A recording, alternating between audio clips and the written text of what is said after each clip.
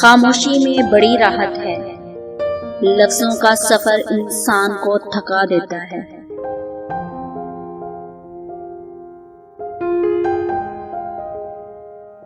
کبھی کبھی کچھ بھی بولنے کا دل نہیں چاہتا، ایسا لگتا ہے کہ ہم اپنے احساس کو صحیح الفاظ میں ڈھال نہیں سکیں گے، اور اگر ڈھال بھی لیں تو سامنے والا شاید سمجھ نہیں سکے گا۔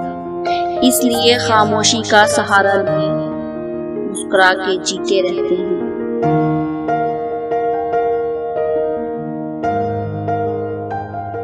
خاموشی عظیم نعمت ہے، بالخصوص اس مقام پر جہاں اختلاف زیادہ، آوازیں بلند، علم کی کمی اور دلیل کی کوئی اوقات نہ ہو۔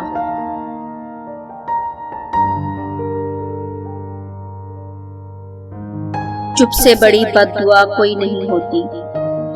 جب بندہ بولتا ہے تو قدرت خاموش رہتی ہے، اور جب بندہ خاموش ہو جاتا ہے تو قدرت انتقام لیتی ہے، اور اس کا انتقام بہت برا ہوتا ہے۔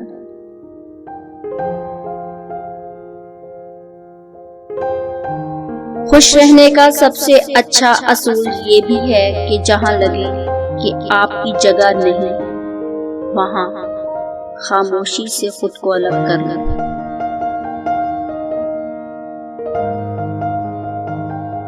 کمال بات یہ ہے کہ لفظوں سے ہی خاموشی ٹوٹتی ہے، اور لفظ ہی خاموش کر دیتے ہیں۔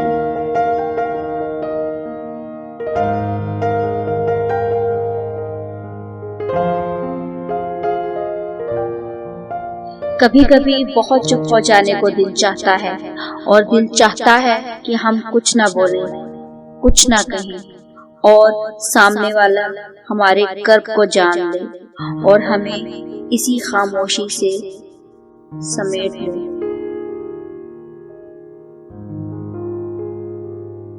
ویسے کبھی کبھی خاموش رہنا شکایت کرنے سے زیادہ بہتر ہوتا ہے۔ بلا وجہ اپنے الفاظ ان پر ضائع کیوں کرنا جن کو ہماری شکایت سے فرق ہی نہیں پڑتا۔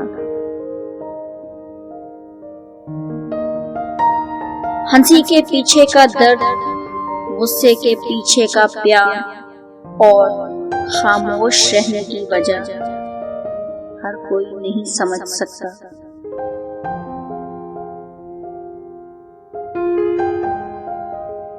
میں نے اپنی زندگی کے ایام سے جو سیکھا ہے وہ ہے خاموش ہو جانا۔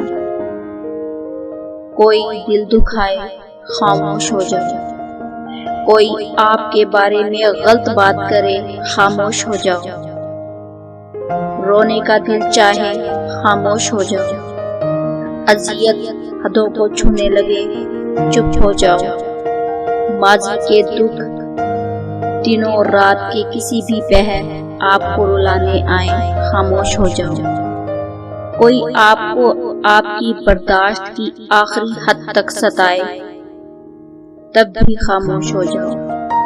آپ کی اس خاموشی کا اجر آپ کو آپ کا رب ایسے عطا کرے گا کہ آپ کی آنکھیں تشکر سے بھیگ جائیں گی، آپ کا دل ان شکر کے سجدوں میں ہی کہیں رہ جائے گا، اور اس لمحے آپ کو احساس ہوگا کہ خاموش ہو جانا کس قدر بہتر ہے گلہ و شکوہ کرنے سے۔